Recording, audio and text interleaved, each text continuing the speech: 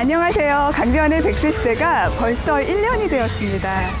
그동안 많은 만남 속에서 행복하고 더 건강하게 살 수 있는 방법들을 배울 수 있었는데요. 앞으로도 이 긴 인생을 어떻게 하면 더 아름답게 살 수 있을지 좋은 정보와 따뜻한 삶의 이야기로 함께 하겠습니다.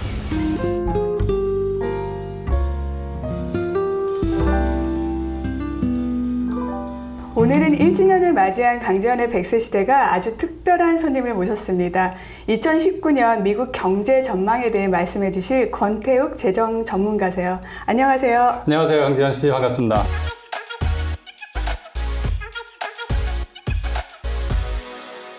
요즘 미국 경기가 사상 최대의 호황인데요. 미국과 중국의 무역 분쟁, 그리고 미국과 이란, 북한과의 관계 때문에 좀 불안한 감도 없지 않아요?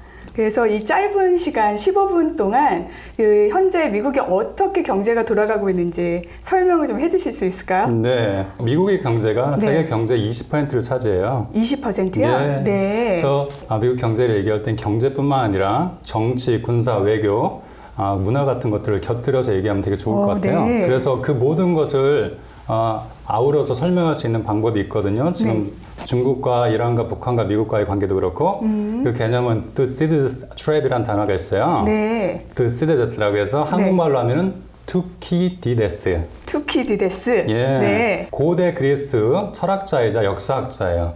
그분께서 2500년 전 펠레포네시안 전쟁이라는 데서 전쟁사에 대해서 썼거든요. 아테네와 그 스파르타. 그렇죠. 네. 네. 아테네와 스파르타의 전쟁이 있었는데 네. 이분이 어떤 말을 했냐면 영어로 할게요. 네. It was the rise of Athens and the fear that this instilled in Sparta that made war inevitable. 이란 말을 하셨어요. 세계에서 가장 큰 그 패권 국가가 있고 그 패권국을 도전하는 아주 강대국이 있으면 그 강대국이 빠르게 성장하면은 패권국이 가만히 있지는 않는다는 말씀을 그 투시디데스라는 분이 하셨고, 네. 그 분에 대해서 얘기하기 시작한 분이 그램 앨리슨이라고 하버드 대학교 교수인 분인데 Destined for War. 그러니까 필연적인 전쟁이라는 책에서 그분이 처음으로 그 말을 하기 시작을 하셨었어요. 네. 기득권을 가지고 있는 사람은 기득권을 지키고 싶어하고 그 기득권을 못 가진 사람은 그걸 갖고 싶어하는 게 당연한 이치이기 때문에 네. 중국이 지금 지난 30년 동안 미국의 보호 아래서 전 세계의 제조 공장으로서 엄청난 경제적인 성장을 이루어냈잖아요. 그렇죠. 어마어마했죠. 그동안의 성장이. 그걸 바탕으로 해서 지금 전 네. 세계로 뻗어나가고 있으면서 아프리카 같은 경우에는 항만, 비행장, 그리고 철도 같은 거 돈을 엄청나게 빌려줘서 그런 경제 프로젝트를 해주고 있고 네. 또 동남아시아, 스리랑카 같은 경우에는 항만을 뺏긴 경우도 있죠. 네, 그랬죠. 돈을 엄청나게 많이 빌려준 다음에 개발을 시키고 돈을 못 갚으면은 네. 경제적으로 종속시키는 작업도 많이 하고 있고 네. 아까 뭐 말씀하신 북한하고 중국하고 그리고 또 이란 간의 관계도 이란에서 직접 원유를 수송하기 위해서 1대1로라는 작업을 하면서 직접적으로 송유원을 만들려고 하고 있어요. 이란이랑.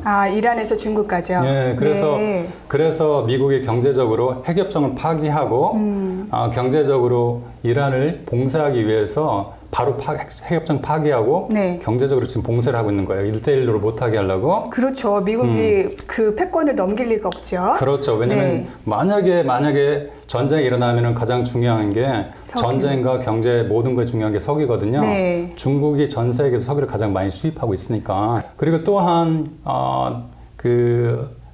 북한 같은 경우도 네.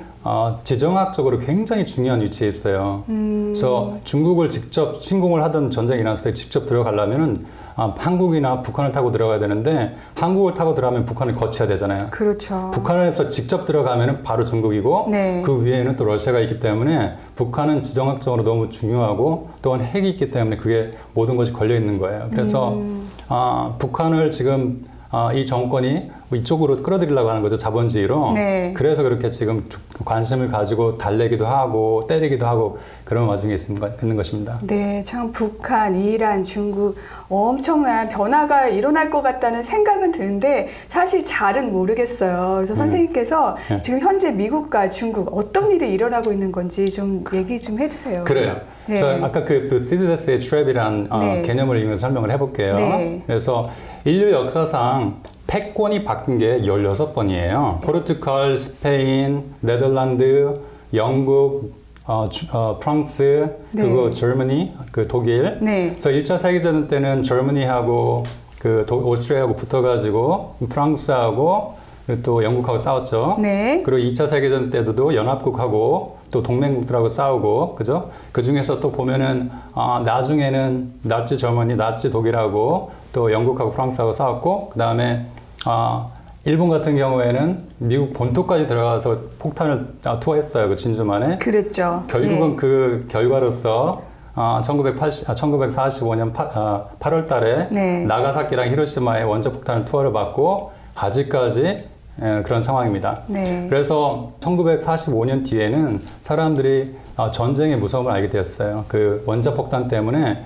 핵이라는 게 처음으로 나왔기 때문에 그 다음부터 전면전을 못했었어요. 네. 전면전을 못하고 그 다음부터는 대리전을 하기 시작을 했습니다. 맞아요. 전면전이 일어나면 다 죽잖아요. 그렇죠. 네. 그래서 대리전이라는 걸 했는데 네. 여러분들 잘 알다시피 대한민국이 최초의 대리전이 되었죠. 저희 6.25요? 그렇죠. 네. 북한과 남한이 소련과 미국을 대신해서 네. 대리로 싸우면 전쟁을 한 곳이 바로 한국전이었고, 네. 왜냐하면 핵이 나올 수가 없으니까 전면전이 나오면 핵이 나오니까 대리전을 하기 시작을 했어요. 네. 그 뒤에 대리전이 북베트남과 남베트남의 대리전이었고, 소련과 미국이 거기서 대리전을 한 것이었고, 네. 그 다음에 앙골라 전쟁도 있었고, 그 다음에 가장 컸던 게 아프가니스탄. 그렇죠. 예. 1980년도에 아프가니스탄에서 네. 소련하고 미국하고 대리전을 했었던 경험이 있었고, 네. 그래서 냉전이 그 아프가니스탄에서 엄청난 전쟁을 했기 때문에 소련이 재정이 거의 바닥나가지고 결국에는 뭐 여러 가지가 이유가 있어요.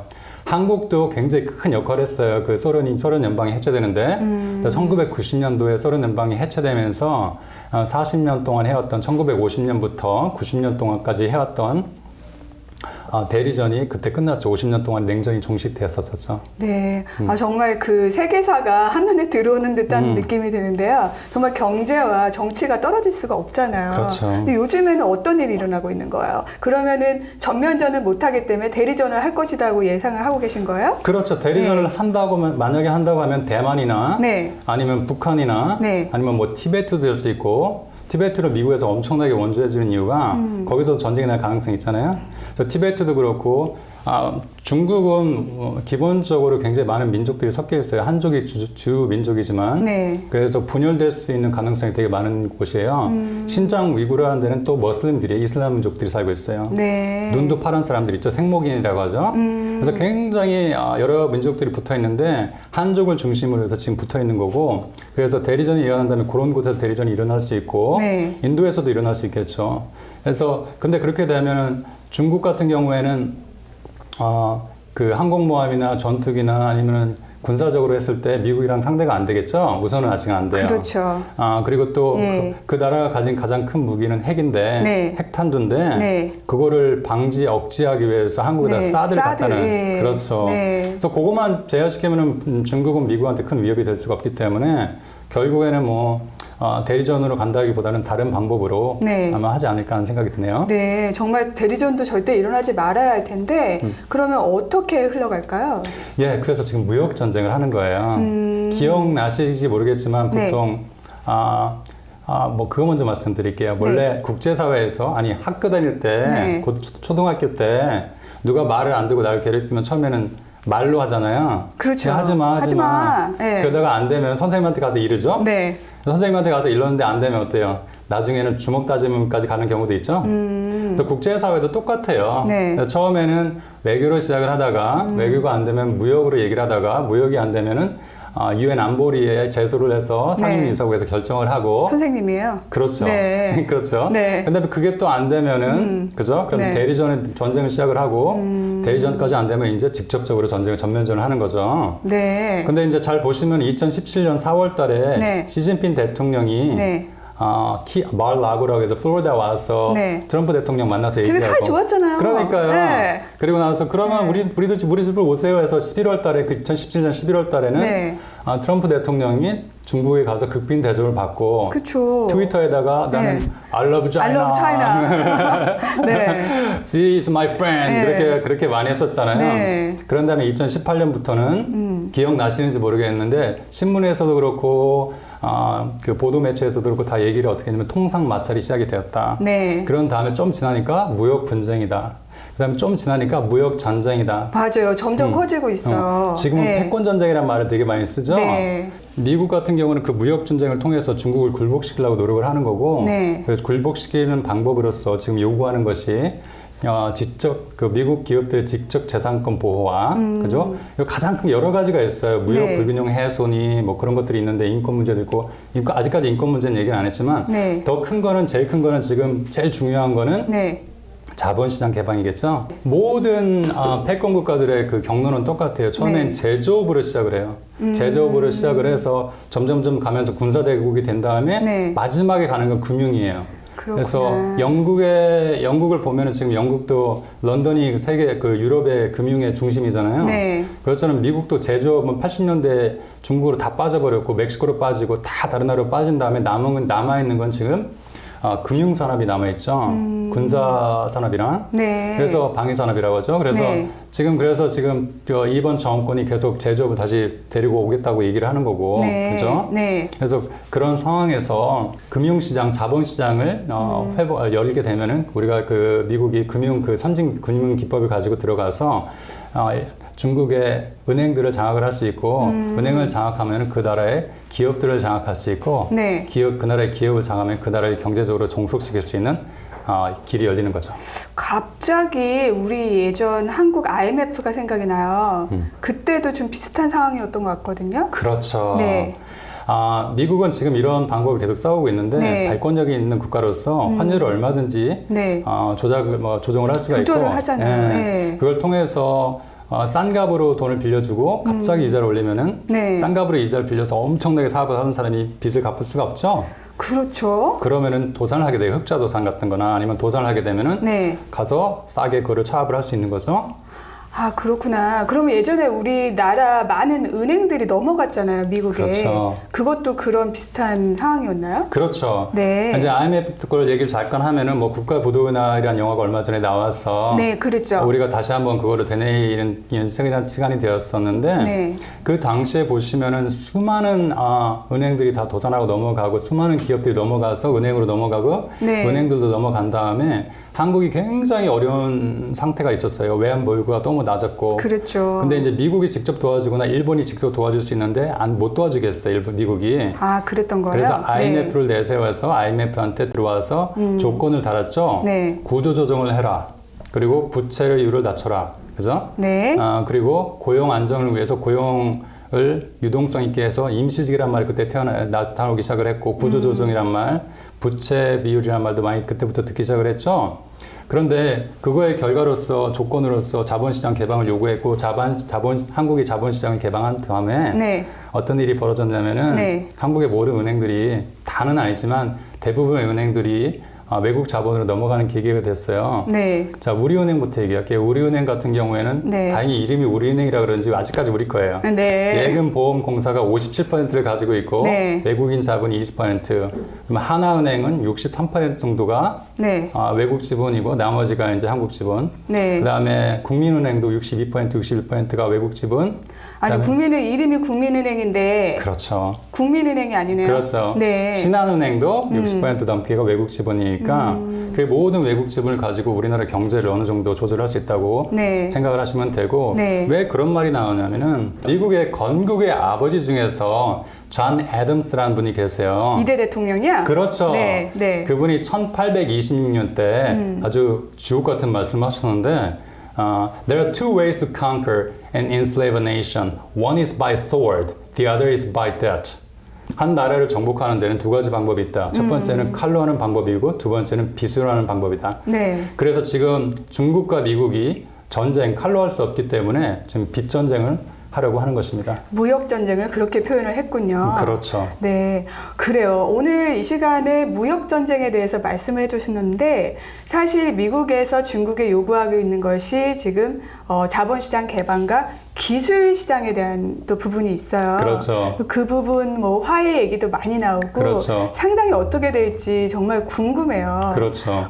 그래서 혹시 그 기술 시장 개방에 대해서도 좀 자세히 알아볼 수 있을까요? 예, 여러분이 생각하시지 뭐 아시는 분도 있고 모르시는 분도 계신데 2020년부터 5G가 상용화가 됩니다. 그러면 그 5G가 활동하는 플랫폼이라는 게 있는데 기반이 네. 되는 게 화웨이에서 만드는 라우팅 서비스나 네트워크 서비스예요.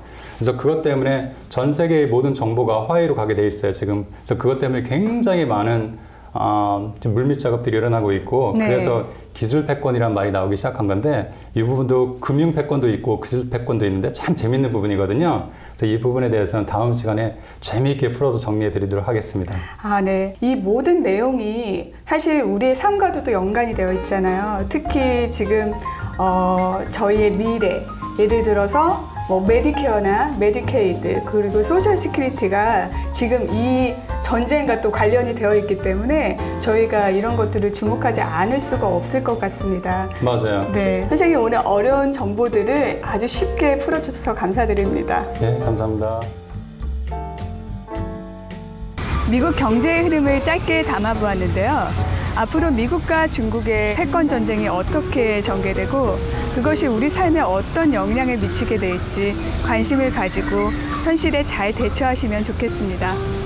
오늘도 설레이는 만남으로 함께한 강재원의 100세 시대였습니다.